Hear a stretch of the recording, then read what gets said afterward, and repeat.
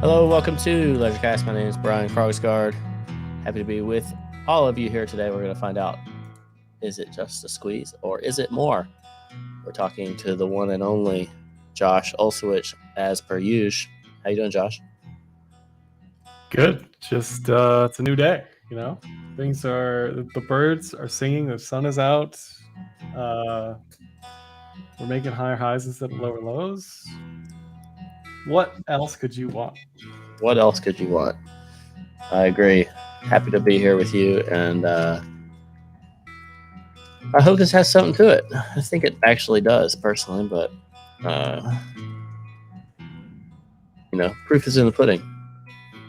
It's always good when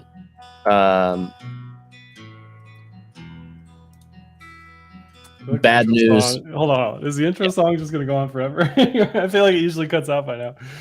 Yeah. All right. Okay. Sorry. It's always good when bad news stops. I'm just never sure with you because this is. Hold on. Let's make this a podcast about a podcast for a second. Yeah. I'm just never sure with you because things happen. Yeah, things happen. I tend to mix it up on accident. Brian has, and it's Friday the 13th. Okay, that's very important to know. Sorry. Okay, go ahead. I didn't know it was Friday the 13th. I wasn't paying attention to that. I thought it was in the Twilight Zone for a second because I was like, is he hearing what I'm hearing? Is the music? I'm pretty sure he's hearing. Okay, go ahead. We were having bad news, but it wasn't overly affecting the price. Now good news is positively affecting the price. Actually, just flat news. Just, hey, guess what? Inflation is exactly what we predicted. Number go up. And that's a good sign. The signs early in the year are positive. Surely we can do a lot of things still, but even the Barry stuff, the DCG news is not dragging the market, despite them having control of a lot of Bitcoin. I don't think anybody really thinks that Bitcoin they control is at risk. At least the market's not pricing that. In fact, I have GBTC up right now on my chart, and the discount's narrowing a bit. And well, every week there's like a new SEC lawsuit, a new class action lawsuit, a new Cameron Winklevoss 1,000-word essay on why the DCG Genesis thing fell apart. So it's an interesting time to be in the market on the GBTC side of things. Yeah. I mean, the only other two candles I can see that were as big as what's happening on GBTC right now were long-term bottoms. And that's a very strong accusation you're just throwing out there, willy-nilly. I'm just saying. Long-term bottom. Yeah. I'm not going to disagree. We also had a chart pattern at the bottom, which really helps, in my mind, solidify the confidence. It wasn't just like some random squiggle and then, I did a random squiggle though. You see that? Yeah, I do. See that squiggle? But no, there's Adam and Eve pattern everywhere. Double bottom, right? Whether you know or believe about chart patterns, care about them, whatever. To me, that says yes, this thing is real. On top of that, we are also experiencing, in the midst of a cloud reversal on the daily, which we haven't had a successful cloud reversal since November or before 2021. So it's been a whole year. And on top of that, sentiment is still in the gutter. I still see people saying, oh, no, I'm shorting this. I saw somebody shorting every $100. Guys, you had a year to short. Anyway. More than just Twitter. Bybit is very short. Like, funding is massively supportive of buyers. Right. I say that and I'm shocked that they're so short, but at the same time, I'm very glad that shorts are piling in because that adds fuel to this move higher. Yeah. Well, I don't know if it's forever bottom or anything like that, but it's certainly interesting. Well, I like that we have this slow creep day over day over the past 2 weeks or whatever. And then boom. Yeah. And the chart pattern played out as expected, which is super important. I don't know if this thing's going to just, reverse over the next weekend, a couple days or not, but it does bode very well when a trend reversal is expected and actually occurs on time. and we are also closed the next 3 days on Legacy. So crypto loves to do crazy stuff when Legacy is closed. Ooh, we cause legacy markets to gap up, or legacy crypto markets. We're basically retracing FTX's implosion, right? This is the entirety of. It's like FTX never happened, as far as that event. There's still plenty of unwinding with all of the shitcoins on their balance sheet. Potential unwinding of any DCG Genesis assets. Who knows, right? But importantly, you don't mention all the alts, but they didn't own any Bitcoin. Right. We hypothecated their Bitcoin, so we're seeing a little bit of a Bitcoin dominance run as well. There's just less fear, I think, for Bitcoin versus everything else. Well, there's also less rehypothecation, right? The rehypothecator magically disappeared, and we're doing things we should have been doing, right? When things are moving to the upside. There's not been a serious dominance run since the fall of 2020. So we'll see if this can turn into since the rise of FTX. Yes. Interesting how that works. So we should map out FTT and Bitcoin dominance. Then that would be a good chart. Yeah. Well, I'll put that together as you're talking. I've had this daily up here for a minute because I want to mention, even though we're talking about Ye prices up, we are not Kanye, who allegedly got married, right? Ye isn't happy. Ye isn't happy, not Ye. Ye, not Ye. Right. We are tapping the underside of the 200-day moving average, which did kill the last mini rally, if you see that. Even though it can get noisy, but it remains one of my favorite indicators for trend, especially in bear markets. If you go back to 2018, 2019, it's the old faithful. Everybody's looking at that. Even if you don't care about it individually, somebody's looking at it. I guarantee you. And it smashed many a rally in 2018 and 2019. So just worth keeping in mind there. What I think is even stronger, Josh, is now that we're underside of the 200 week, the same way typically I'm bullish from above. Now it feels like it's kind of a magnet from below.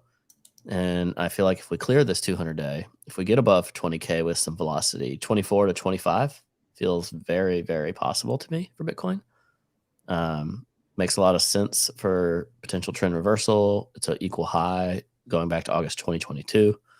And I think that could be where we end up. And that's where my squiggle that I put on, I believe last week, came from. So basically taking this trade from the 20 week to the 200 week for Bitcoin, and then seeing what happens above 24K. That's my personal thought process. If we're going to get this rally continuation to occur, you might have another 20% in Bitcoin, which will definitely continue to put pressure on these bears, especially the ones that are trading it short. What say you? Yeah, I mean, I agree.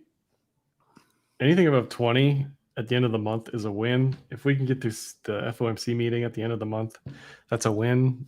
It's disappointing that I still have to even mention the FOMC or CPI, but that's where we're at in this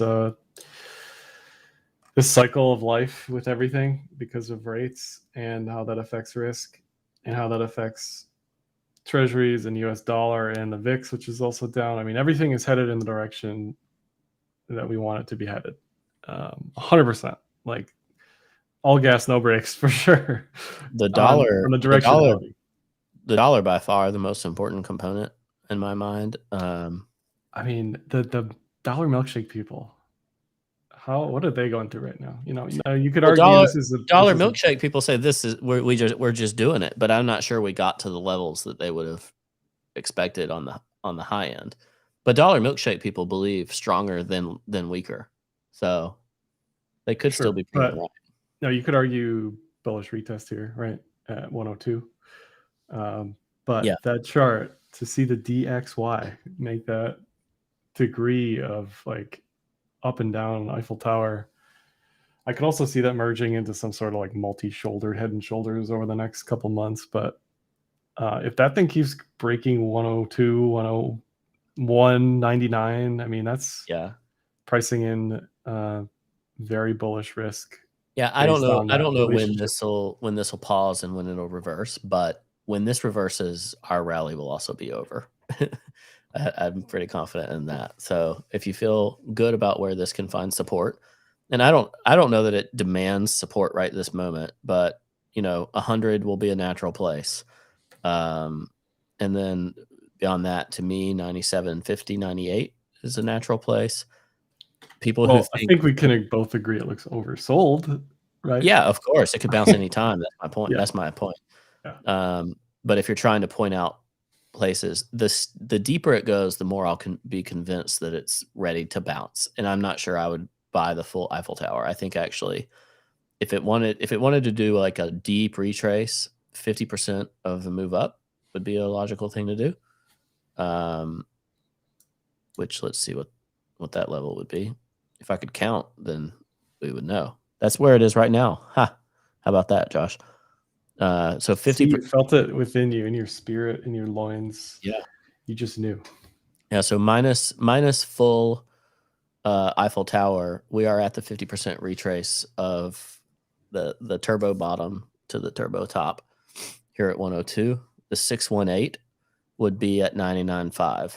Well, I don't think it even needs to keep going. It just needs to not be shooting towards multi-decade highs, right? Like if it just bounces around, Oh whatever, yeah, that's of a course. win. That's a win.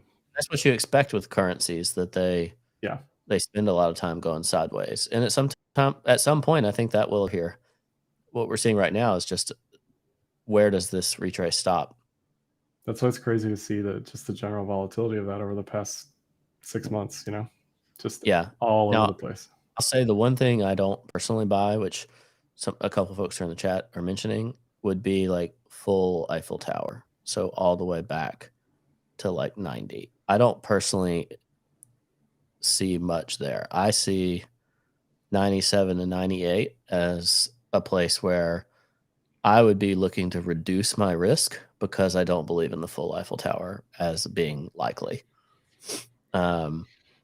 So the closer I get to there, the more likely I am to actually make changes in my positioning. I mean, I think that's a 2024, 2025 play. I don't think that's a 2023 play, right? Right. To 90. So Yeah, that's exactly right. Like I I would anticipate, if if it's it gonna keeps going, yeah. if it's gonna do that, then it's gonna do like, so it's gonna take longer than you expect. Yeah. Yeah.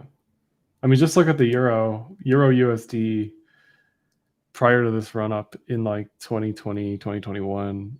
That thing looked like it had a bullish div for a while, and it just never could get going, right? I mean, yeah, even recently, but I mean, it can just take its sweet time.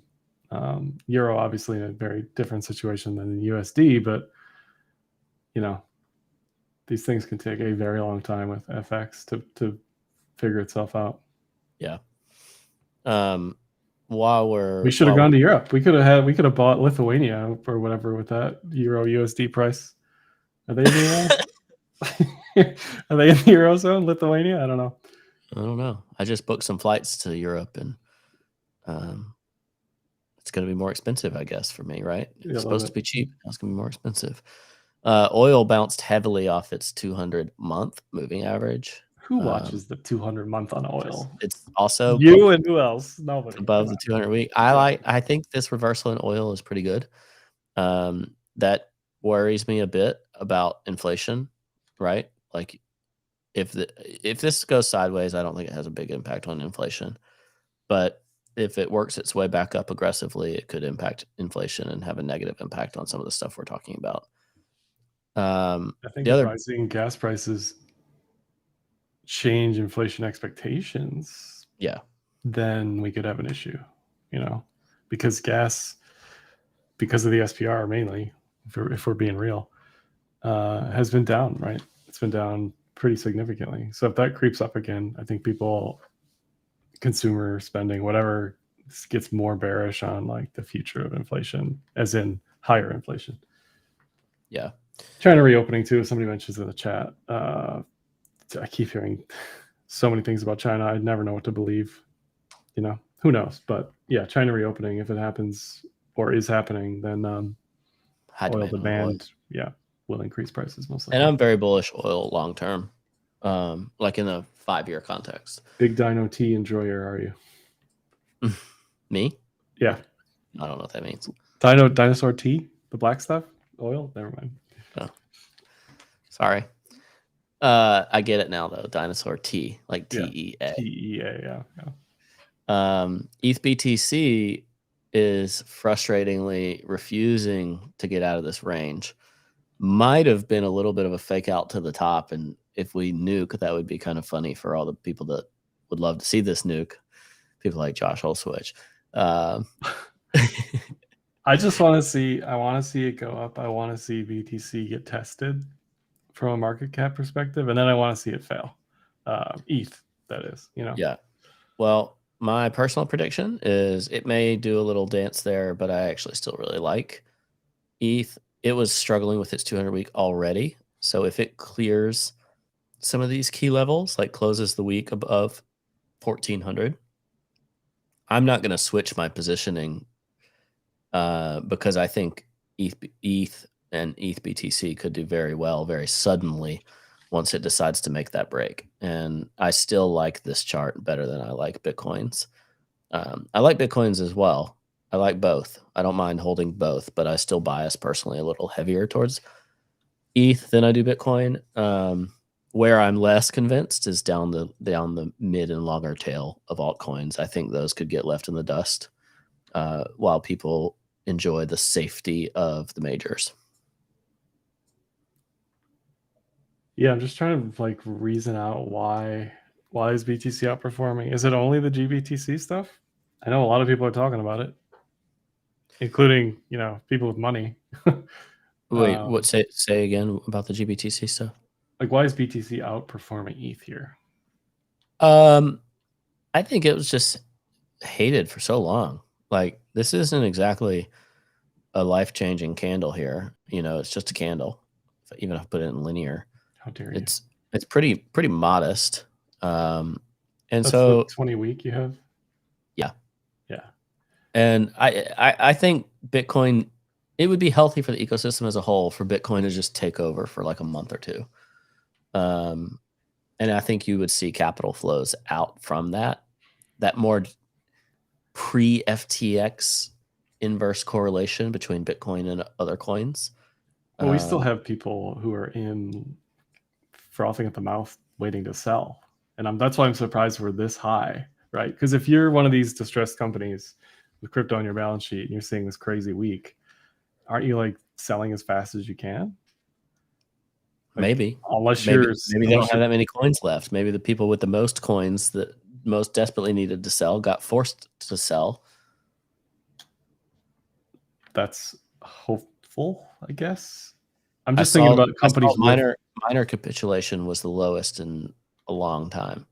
Like, yeah, the Kaiko chart does not look how the Glassnode chart looks. According to the Glassnode chart, miners flipped positive on the net balance like a week ago. Mm-hmm.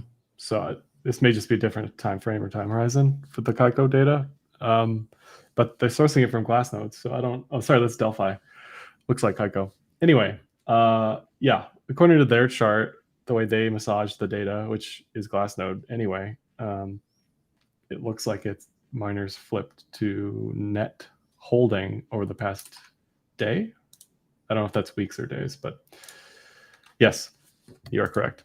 I'm just thinking like miners, right? Miners should be selling if they're underwater. Not that I own a miner or have anything to do with that, but and any of these companies with crypto on their balance sheet, I'd assume if they're under fire for being insolvent or bankrupt, right? They'd be selling here, wouldn't they?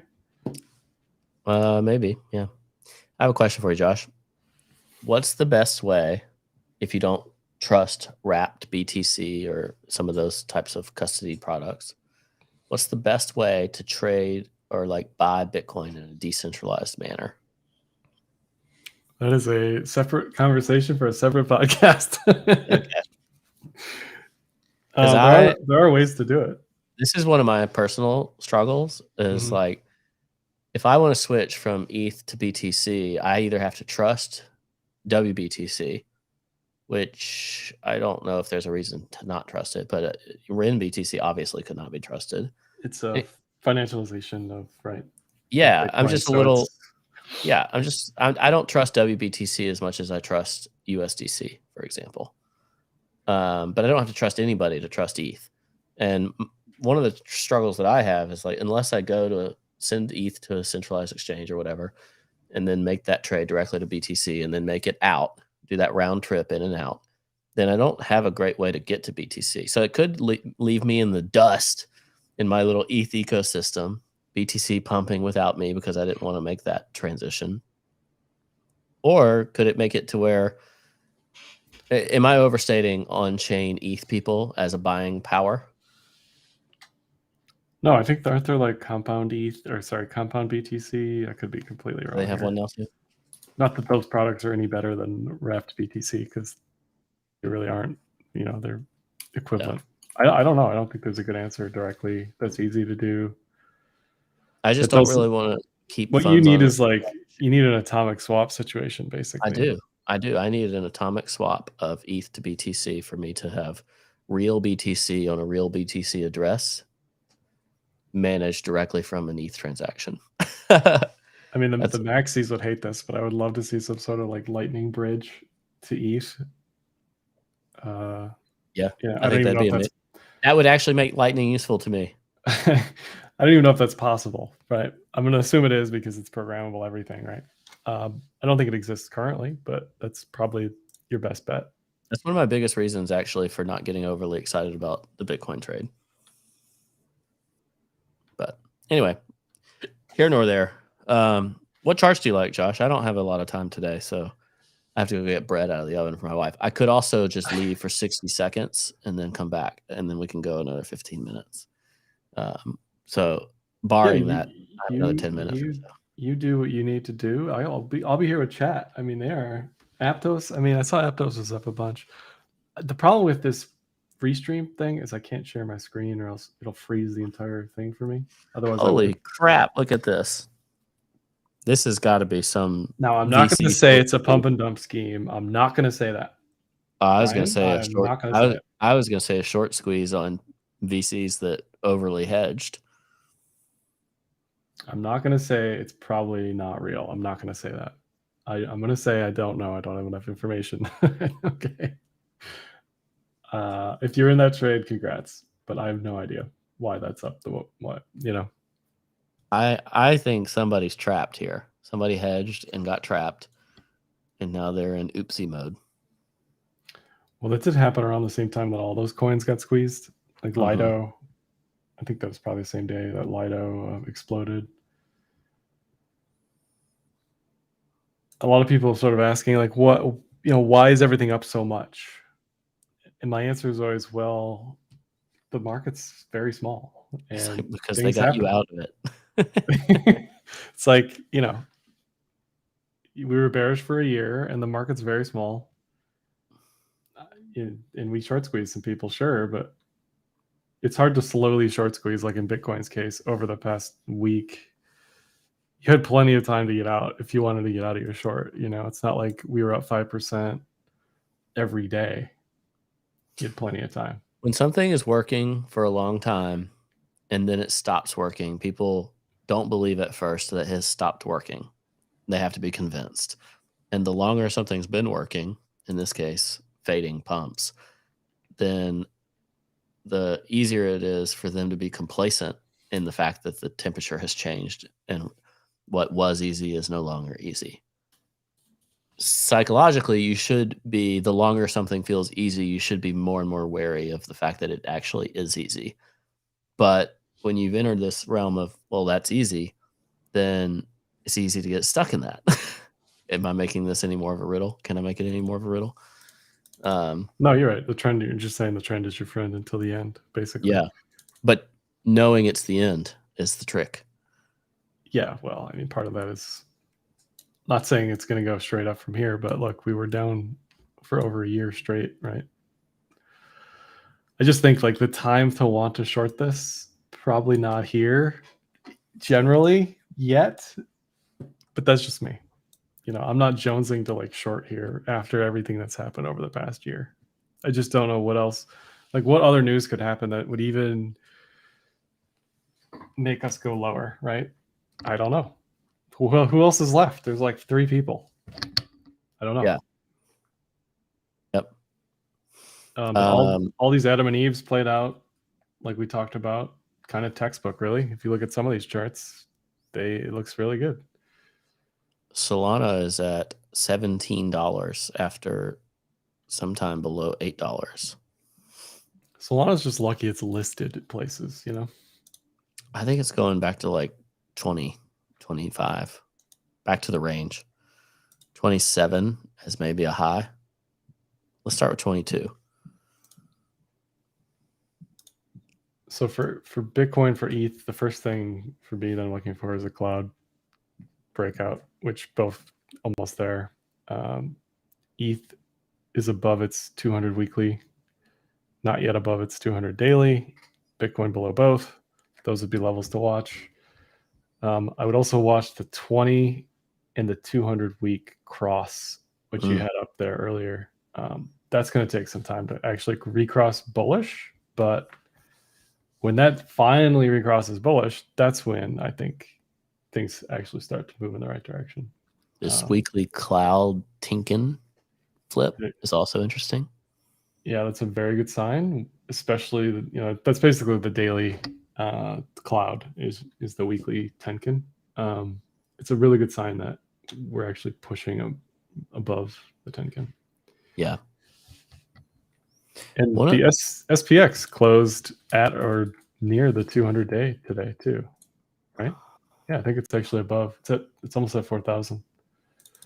I think it's going to 4,300. It's right at 4,000. Yeah. So those are all, again, things are headed in the direction. If you're bullish, anyway, they're headed in the direction you want them to be headed in. So I think the first stop for the S&P would be closer to 4,100, equal high on the local level. But I find this previous 200-day failure at 4,330 more interesting. And I think if it can get there, a lot of people are going to be lured in.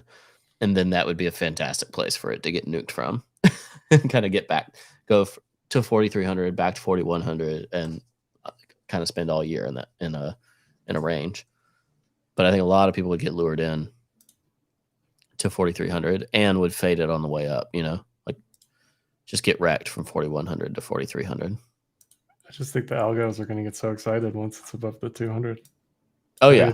Yeah, a lot of passive strategies will definitely be excited about that. It's also got this like diagonal. Yeah, you want to look at that diagonal head and shoulders, I know. Yeah, which is more of a like diamond than anything, but not bearish, right? It looks like it has some serious strength. The NASDAQ is actually trying to flip its 200 week. It's a 20 and 200 that just crossed. So kind of the same as a Tenkan Kijun bearish flip. A reflip with price above would be very bullish for the NASDAQ. But I just still, on a relative basis, NASDAQ to SPX, I would take SPX, I think. But if you're looking at tech stuff, that would be interesting and worthwhile. Gold, freaking turbo pumping, Josh. Turbo pumping. That was after you called it. Yeah. You called it last week on this very show. And the week before. So that's looks all real. It kind of looks like EPTC, honestly.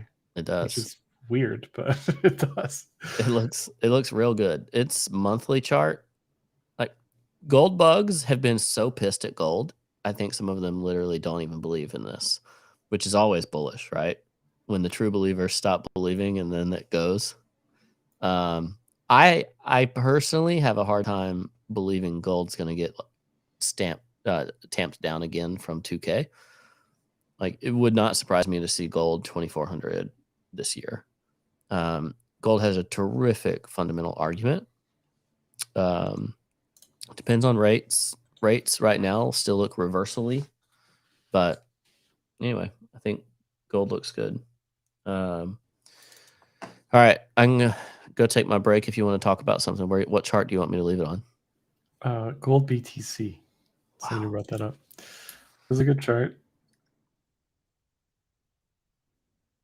It's actually somebody made a This gold. is gold BTC monthly. I'm going to change this to weekly. And I will let you talk about it. And I'll be back in 1 minute.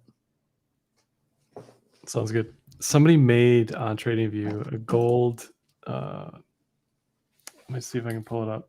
It's like ounces of gold denominated in BTC as support resist levels for the BTC USD chart. I had it somewhere. I can't find it at the moment, but it did correlate pretty well to all-time highs that we were hitting. Resistance support levels around 30K. It seems semi-arbitrary, but that definitely does look very strong coming off the bottom. Also kind of worried about that rising wedge on BTC on the low time frames.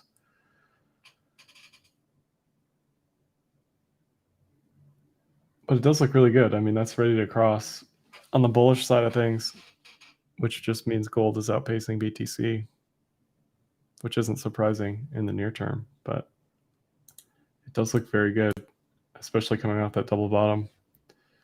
I just don't know why, if all the central banks were buying gold allegedly last year, why didn't gold move then?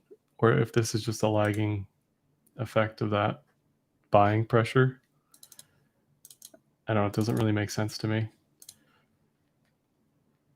But I've never really understood gold fully anyway. Still trying to find that indicator. I don't know which chart it was on. Up or down? What I I was missed? saying that it looks really good. It looks like a bullish cross is coming up. High time frame bullish cross. It had a double bottom. You know, it looks really good. It looks bad for Bitcoin. Yeah, that'd be some Bitcoin cope right there. But I was also saying that there was this gold indicator that you'd use on Bitcoin that I can't seem to find. And it would give you levels. Hold on, let me just try to look again. It's hard to explain because it's like backwards of what you'd think of it as. It's like ounces of gold denominated in BTC or something. Yeah, gold price is denominated in USD per gram on the BTC chart. VIX got turbo smashed. 18. Yeah, VIX came way down, didn't it? Way down. Way down. Last year, there was this trade where you'd sell the VIX, sell the highs, buy the lows. Or am I saying that backwards? Yeah. It was like 20 to 30, right? Was the trade on the VIX where anytime it got above 30, you'd buy. Anyway, so right now people are looking at the VIX probably thinking like, is that trade still on or not? Because the VIX is below 20. Yeah, I mean, stocks are cheap. Or options for stocks are cheap. If you're long volatility, then now would be a good time to reload.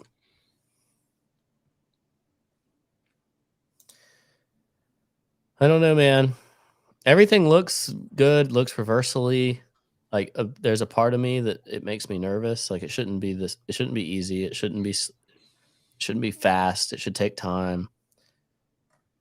Dixie is at a point where if it reversed, it would not be surprising. It's right at that 50% retrace. It's at a horizontal level that's reasonable. If we got smashed from this level, I wouldn't be surprised. But so far, it looks very resilient. So I'll remain hopeful. Yeah, the TA looks great. The macro headwinds look like there's also calming down a bit. If CPI is not going to be melting higher like it had been. 6.5 expected, 6.5 returned. Yeah, based on Trueflation, the next print should be around 5.5. And I did see something that they also changed the CPI calculation from, of course. well, I thought it was We don't like the number, so we changed the way to calculate the number. No. I thought it was year over year. What it actually was this year against the average of the past 2 years. So the next calculation should be closer aligned with the Truflation number, because even at the top, the Truflation number was at 12. We only got to what, 7 something on CPI? I don't know. The point is the calculation is changing, and it probably will align in the favor of inflation dropping quicker, because you're comparing basically last year's ultimate highs of CPI against the current environment versus averaging out the previous 2 years. You know what I mean? Yeah, and that's worth keeping in mind too. Is it is very normal for inflation to taper at the same time things still feel expensive, because it is relative to a previous time frame, as in the rate of change. So if it was 8% and now it's 6%, it's still 6% more than when it was when it shocked you at 8%. But on a relative basis, it's slowing. It's a tapering of the rate of change. So things can still feel expensive. Some of the inherent fundamental elements can still be in play of, hey, stuff is expensive in life, but the rate of change is already priced in, and that rate of change slowing can make it to where the actual market sees it differently. Just worth keeping in mind. Yeah. And we're saying like, oh, if only 5.5. 5.5 is a lot. A shit ton. 7, because that's relative to the shock in prices that we've already had. Right. Like, that's expensive. And if pay is not going up alongside that, then people can feel the squeeze there. I had my most recent grocery bill was over $400. Whoa. That's the most I've ever spent on a single trip. Man's eating some serious greens. Freshest of fresh greens. I will say this: there was about $100 of alcohol on that bill. So, okay. You got to think about. There wasn't a lot of meat, though. That's the thing. It was mostly like canned goods. If anything, it was weird. And then a buddy of mine, a coworker, was saying he had the highest bill at Costco. That was over $600. So yeah, things are still expensive. That's my point. Just crazy. Yep. I'm a big believer in stagflation. I think that is the name of the game for 2023 and maybe beyond. But we'll see. Well, I think up or down next week, Josh? I think up. I think this weekend's going to be up. But as far as inflation, a Bloody Monday, that would be good. We haven't had one of those in a while. There's no trading on Monday. It's a holiday. Bullish Bloody Monday. It can always happen Monday night when futures open. It's MLK Day. Okay. Yeah, I just don't know. We got CPI. The next couple data points aren't really that big of a deal, in my opinion, until FOMC, which is at the end of the month, with the rates decision, and the 25 basis point hike is pretty much baked in, I think, at this point. So I think that's going to be a nothing burger too. Yeah, it's a little cautionary here. Let's say Monday we're fighting with 20K, 21. If we get through that, I'm not fading this until it's 24, 25, 200-week tap from the underside. That's when I actually might look at things and say, what do I want to do now? Well, if we can get above 20 and stay above 20, that's huge. Right? Huge. Yeah. If we can close the year above 20, I'll take it. Right? At this point. So if we're already there by January 15th or whatever, perfect. Awesome. Love it. Very similar conversation style, Josh, to you and I back here. Very similar. That's why I don't want to do what I did last time and fade that first target. Right. As in the 5K, unload a position 500. Yeah. Yeah. I want to let it do its thing, because you never know. And that market still needed time, but it 3x in the interim, it 3x'd, and then still took a year, maybe a year and a half more of sideways before we got fully ready for a bull market. But it helped that the Plus token Ponzi scheme was in full effect Yeah, if That anybody wants to let us know what's the 2023 1000x Ponzi opportunity. I did see. Speaking of Ponzi's, I did see some BitConnect people got paid out, some victims. Oh, good. So good for them. All right. Well, we'll leave it there. My bread has now spent its time bare on the rack and it's ready to come out and be consumed shortly. I'm very excited. Doesn't it need like an hour though, or 2 hours? It already did all that. So I Wow, just put, okay. yeah. I just did the last 10 minutes where it has to go on the rack for the crispiness. Oh, okay. All right. Well, Now you it's enjoy. ready to come out. Yeah, thanks. Hope everybody has a good one. We really appreciate you joining us for this short episode of LeisureCast and a little bit late, but we did it. So, beggars can't be choosers. We did it. Bitcoin did it. We're Yeah. all gonna make it. Meat's back on the Wag, menu. wag me. Monuments crumble See ya. in the blink of an eye. Like and subscribe. All that stuff. Easy river has just run dry. In a house of cards, I feel the breeze wound so tight I can barely breathe.